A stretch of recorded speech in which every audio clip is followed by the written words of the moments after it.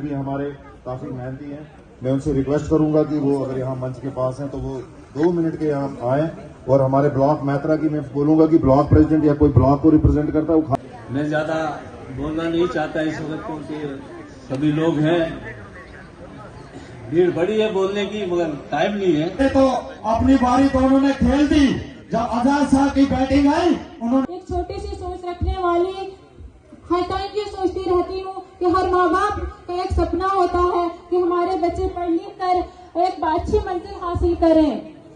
मेरे प्यारे दोस्तों, हमारे जो गरीब माँ बाप सपना देखते हैं, हमें कर्जा लेकर पढ़ाते हैं, लेकिन ये जो सपने देखते हैं बीजेपी सरकार ने सारे खाक फोड़ किया है। मुझे लगता है कि जम्मू कश्मीर की आवाम सियासी यतीम नहीं है। हमें कुछ सालों से लगता था कि जम्मू कश्मीर की आवाम सियासी यतीम हो चुकी है। कोई भी आदमी ये बता दे कि मैंने मजहब की बुनियाद पर, मैंने इलाके की बुनियाद पर स्कूल दिया हो, कॉलेज दिया हो, नौकरी लगाई हो, ट्रांसफर करी हो, जिला दिया हो, नियामत दी हो, सैकड़ों कॉलेज दिए, सैकड़ों स्कूल दिए, हजारों प्राइमरी स्कूल दिए,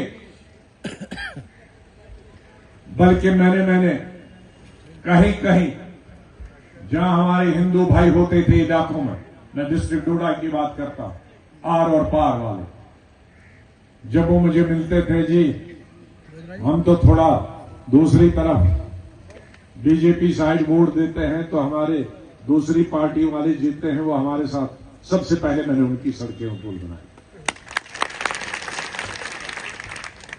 ताकि किसी भी इंसान को ये नहीं लगे कि खाली यहां चीफ मिनिस्टर बनता है तो मुसलमानों का काम होगा, हिंदू का।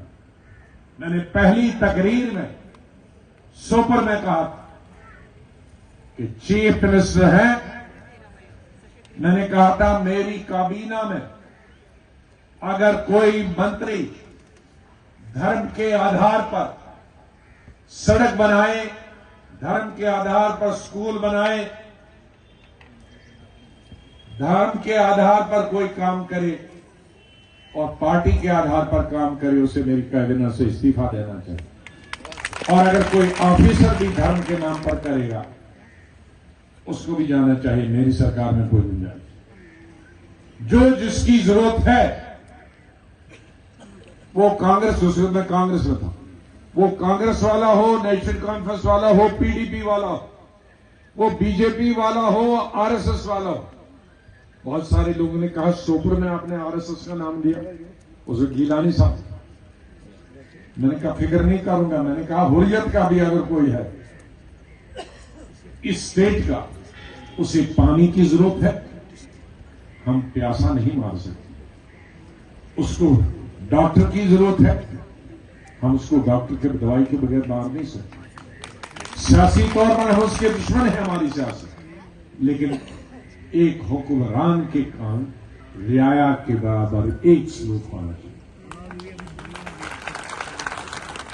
उसे जिसे आप हिंदी में रामराज कहते हैं। रामराज का मतलब क्या है कि सब रियाया, सब जनता आपको वोटर दे, आपका नहीं दे, आपके खिलाफ हो, आपके साथ हो, लेकिन उसे प्यासा है तो पानी दे दो, बीमार है तो उसे दवाई दे दो, सड़क नहीं उसे सड़क दे दो, स्कूल नहीं उसे स्कूल दे दो, अस्पताल नहीं उसे अस्पताल दे दो।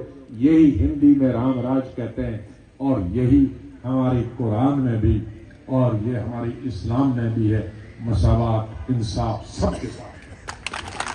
चीफ मिनिस्टर हूं, मिनिस्टर हूं, मैं कुछ भी ना हो, लेकिन मैं सब हिंदू और मुसलमान मेरे दिल के खाने से कोई निकाल नहीं सकता।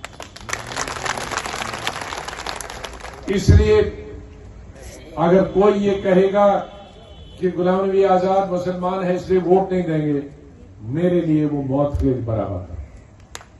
ये कह सकते हैं आप गुलाम नबी आजाद मत, ये पिछले पर दे रहा था पहले बता,